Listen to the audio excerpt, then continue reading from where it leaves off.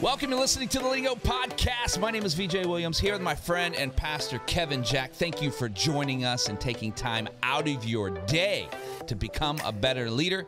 If you're new, welcome. We release a new episode every Wednesday. We would love for you to subscribe on your favorite podcast platform. If you haven't shared this with a friend on Facebook and YouTube and Instagram, that would be amazing. And also, please rate and review or both on Apple Podcasts. Those reviews are how the algorithm actually ranks your podcast. Hopefully you rate that a 5-star. And if you do, that will help get this in the hands of more leaders just like you, trying to get better like we are every week. Visit leadinghope.online to get updates. Find out more about the Leading Hope community. Kevin, you have titled this episode 227, Picking Your First Job. Because for the last 5 minutes, you've been calling it pickling your first job. So I assume ball is on my mind, man. I assumed that was I just got a new paddle. Did you? Yeah, we need play. Have you used it on your kid yet? Oh, my word. I'm just joking. Podcast canceled. Just joking. This is fun for somebody. Were you needing a new paddle for? Not good enough with the cheap paddles? Oh, stop it. Fair statement. You're actually really good at pickleball. Thank you. Yeah, you do. Here's what I found. Like, you're an athletic person. Like, okay. You're athletic. As are you. When you play basketball, like you're, I don't know, there's something different about pickleball that you're able to get to more things. Like, you get to things better than anybody, like the ball quicker than anybody else. Thank you. In basketball, you do really well. It's just different. I don't know how to explain it. Okay. I don't know what it is. I don't know how to explain that either. You get to way more things in pickleball. Like, it's wild. Thank you. Impressive. Good job, man. I appreciate that. I feel like you've been taking some pickleball classes. I have. Every morning I've been getting up at 4 a.m. and and pickleballing with. I don't know any names of actual pickleballers. It is not pickling your first job. This is 227, picking your first job. Yeah, so we're in season, like in our area, college, graduation, stuff like that. A bunch of seniors are about to I need to talk about this. I'm trying to figure out direction on this. And we just thought, man, this might be helpful to... I'll still have this conversation with anyone, but just kind of share, hey, this is what I'm having in these conversations with mostly college seniors who are trying to find a job. That's great. And what I have found is there's a lot of advice that's thrown out that has contrasting viewpoints, if I could say it like that. So here's some of them. People say find somewhere that you can find a mentor. Yeah. But we also say that experience is the best teacher. Okay. We'll say you need to get to a large organization where you can learn systems. But a small organization is where you get to do a lot of stuff. Right. People say find a great workplace culture. But I also believe you can learn as much from a bad culture as you can from a good culture. Yeah. So I'd just like to kind of, offer my perspective on picking your first job. Yeah, that's good because you clarified this is for the college graduate, not the high school graduate or not even graduated first job in high school. Well, I don't mean I don't know how to say this. I don't mean Taco Bell. Right. I mean first, this is my... Yeah. I want to do this for the rest of my life. I want to do this. Something in this field. Something like this. Something that fulfills my Absolutely. purpose. Got it. And this is... I also want to qualify, though. this is assuming you have a choice. Okay. Because, if you don't have a choice, you might just need to take a job. Yeah. Cool. Yeah, which is also okay. Yeah. So, picking your first job means options. Right. That's great. That's important. You just might need to take a job. Right. And maybe this will validate something that you felt I took it and I don't really like it. So, if I could just kind of walk through real quickly some background stuff. So, I did 3 internships while I was in college, which feels absolutely forever ago. All of them were in church. I've had non-church jobs, high school, college, stuff like that, moving company, golf course. Moving company. Roofer. Yeah, I was a roofer for a summer. That? You're talking about an actual roof. Yeah. Okay. Good. Keep going. Sorry, took me a brief second on that. So, 3 internships. I was a children's ministry intern at my home church. Yeah. Which was, you don't learn that much because you already kind of knew it. Okay. Like when it was your home church. Yeah. Like you weren't like really stretched. You were already doing it. Yeah, exactly. So like while that was fun relationally, it was probably my least growth, even though the people who I did under were great. Yeah. I was a youth intern at a growing church where I did almost nothing because they just kind of, hey, go here, set up chairs, tear down chairs. That was it. They didn't really have anything for us to do. Okay. I was also a children's pastor at a small church where I did everything and was extremely overworked and incredibly undervalued. How about that? At the end of my, so I did like for a school year, and then I did during summer, and then I did another school year. Oh, my. So we got paid, we had to drive an hour each way. We had to leave at 6 a.m. I got paid $150 every 2 weeks, which honestly just like barely covered our gas. Yeah. At the end of it, they made us this offer, right? Some people think they got bad offers. This was a paid internship? Yeah, $150 every 2 weeks. Like I was there. They didn't have a children's pastor. I ran their children's ministry. Internship / staff. Yes. Got it. They just called it internship because they didn't want to pay me. Got it. Which is like, I have no problem with that. Sure. I wanted the opportunity. Absolutely. At the end of all of it, so like serving there for pretty much 2 years, they said, hey, we would like to offer you a full-time job as children's pastor, and Bethany, who I was dating at the time, a full-time job as our daycare director. And we'd like to offer this to you guys as a package deal. Okay. And we would like to offer you $20,000. It's like, each? Like, total. Yeah. Awesome. Yeah. So you're picking your first job. It's a pretty sweet deal. That's right. You're going to get literally 2 college graduates for $10,000 a year. Thank you. I'm assuming you didn't take it. I did not. Okay. And then actual first job out of college, I was a youth pastor, which eventually became an interim pastor at a church of about 250 for 3.5 years. Wow. So that's just kind of little background of I've done things in which I did nothing. I've done things in which I've done everything. I've been in spots in which I was valued. I've been in spots in which I was completely undervalued. Yeah. So just I've been there. So you were doing, and I'm assuming you're going to get into this, but let's just ask this question. You were interning. They weren't picking, so to speak, at that point. You were just doing. Yeah. Right? And then eventually you did pick your first job. Yeah. I had 3 options out of college. Okay. And then many options. So, oh, that sounded braggy. I didn't mean it like that. No, but yeah, I mean, but you had to pick between the 3 to do the youth pastor role, right? Yeah. And are you going to talk about that in this episode? Yeah. Great. So I really have 2 main points that I want to impart upon people on picking their first job. Because what I think is we obsess about all the wrong things and we don't look at it through the proper grid.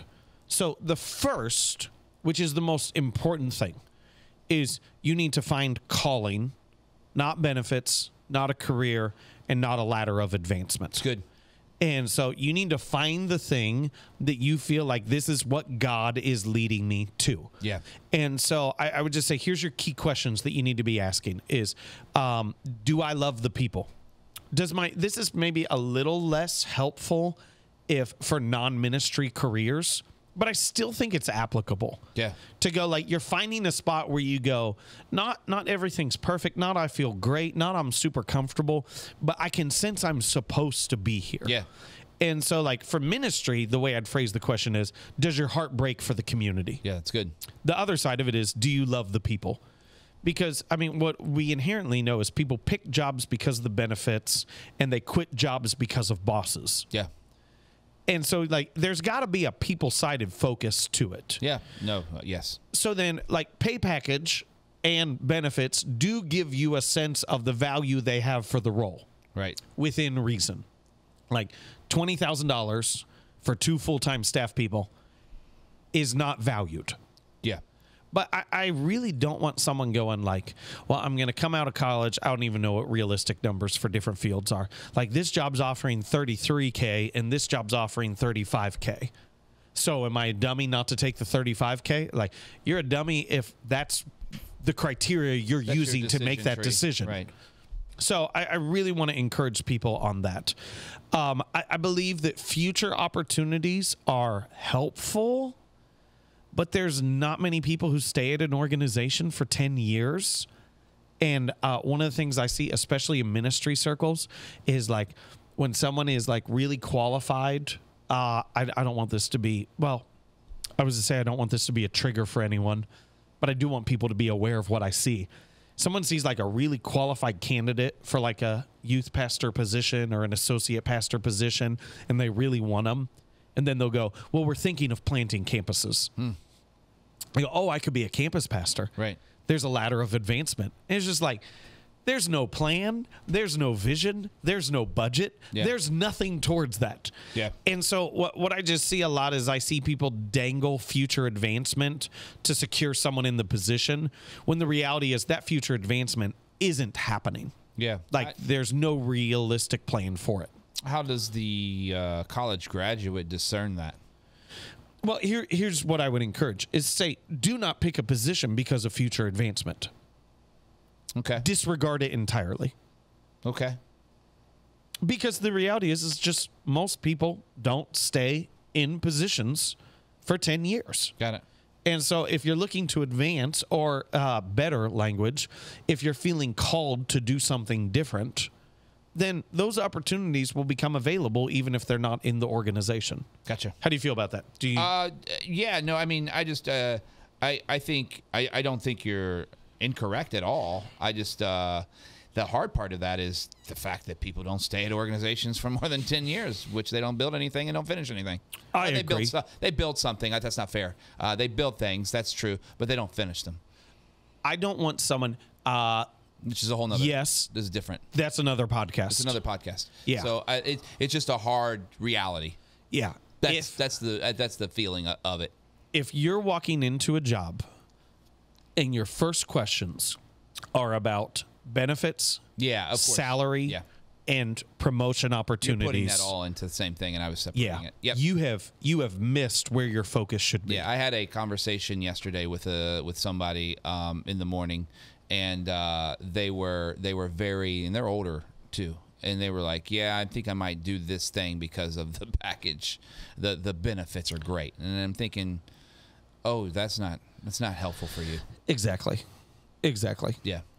So then, now that we're like in that vein of calling, and should be criteria for how we pick a job. The thing that I want to press upon then is to say, like, your first job, you should not view it as your maximum level of impact. You should view it through the lens of your maximum level of development. Yeah, it's good. And especially based upon the size of the organization, but I think no matter what size the organization is, one of the flaws that I see is young people, which, man, doesn't that make me feel like an old person? Young people. People who are in their first full-time ministry position, they overvalue their impact. Oh, always. And they undervalue what they can learn. Yeah. Yeah. And so they come in with ideas and thoughts, and they want to be beneficial, and they want every idea to be acted upon. Yeah. And I just want to just encourage you to be like, I am thrilled to create a culture and environment where your ideas are freely shared. Yeah. But you're missing what you should be gaining. Yeah. Because you're trying to make contributions instead of benefiting from them. We see that a lot. And it's I get it. And I hate to, I don't want to say it this way, but just for the, ease of and time restriction, like, is that a math problem? Like, when I come in, hey, I should try to make an impact, but my development should be 80% of my time, 20% should be my impact in this season, because I really don't know what I really need to know yet. Yeah. But I also can make a contribution, which Correct. that is impact. Correct. Right? And I can do that, and I should do that, and absolutely I affirm that. But then the other part is, so to me it's hey, I should worry about contribution here and development here, and it's just a math problem. Yep. So that's one way Good. to think about it. So first point for today was that fine calling, not benefits, not career, not a ladder of advancement. Second point is your job, your pick your first job should be tailored to your development, which means you must know your weaknesses. Yeah, it's good. And so by being aware of your weaknesses, if you're only picking your job, like, I don't know how to say this any other way. It sounds egotistical.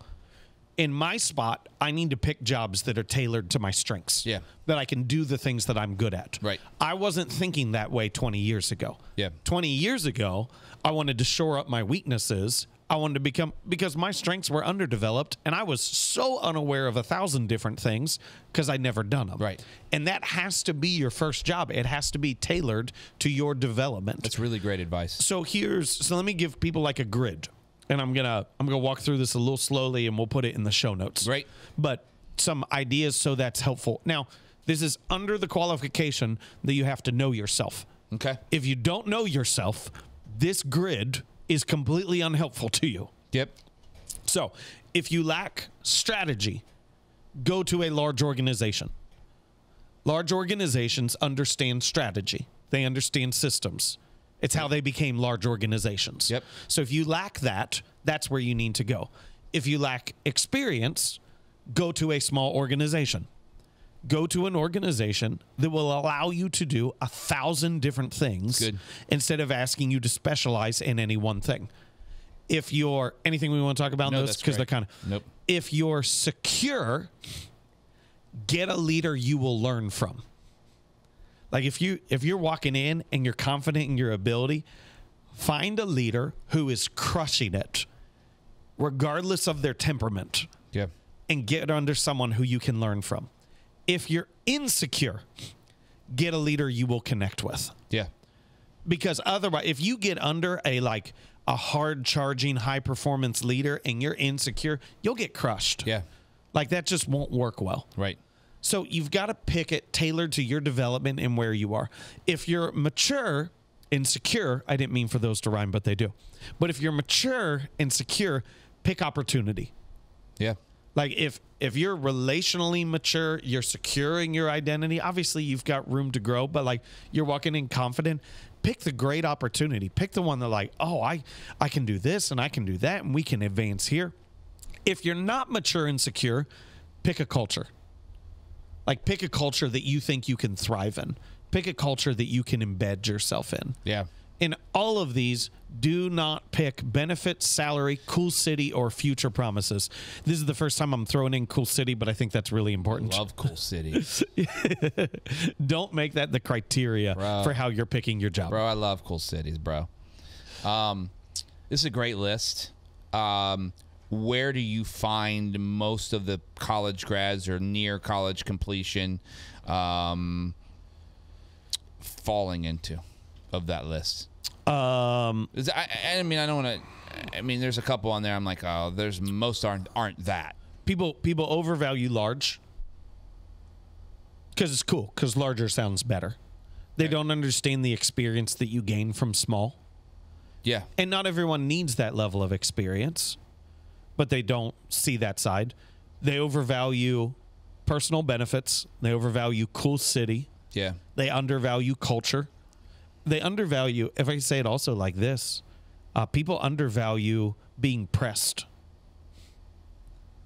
Like the worst thing your first job could do is if your first job leaves talent unexplored within you. Yeah, for sure. And so I remember one of the opportunities I had right out of college. It was a church in the state next to us. And I'm talking to the pastor, best pay package of all the jobs. I asked him, what's your office hours? He goes, I usually I take my kids to school. I go work out. I'll get in the office about 10, try to hit a lunch with someone. I'm gone by 2. We don't really keep office hours. And it wasn't like this, like, we trust you. It was apathy. Yeah. And I'm there and I'm like, I don't want that. I don't want that life. Yeah. I want to know that I can develop. I want to know that I can grow. Yeah. And sometimes we pick cake jobs and then we end up in miserable careers because it set us on a trajectory to be underdeveloped. I think that sounds like heaven to most people, though. Well, so how do you hopefully not the listeners of this podcast.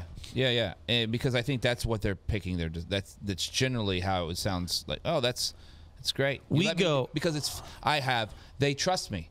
Yep. It's freedom within my role. You know, that's what you said it this way. That's what they would say the counter to that is. I don't know how to say this any other way than your maximum years of impact should not be at 22. Yeah. Your maximum years of impact should not be at 40. Right. It should keep increasing as you go. It's great. And so if you're not selecting your next steps with that in mind, and that's not selfish to say I want to help more people through the development of myself. Yeah. Yeah, and this is a great way to at least have a decision tree to help you move in that. All right, close it up. No, that's just my hope, is to say, like, hey, do not put your focus on all the other things that people put their focus on. Put it on calling. Put it on development. Don't overvalue your initial impact because there's so much that you can learn which will only serve you better in the future. Yeah. So good today. 227, picking your first job. Thank you for joining us today.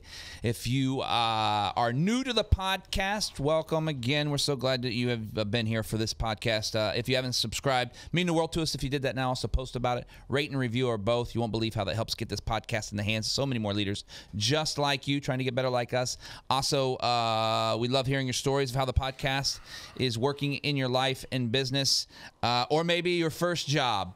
Let us know and visit leadinghope.online and send that to us. We would love to hear from you. And remember, everyone has 20 minutes to learn to become a better leader. Make it count. Woo!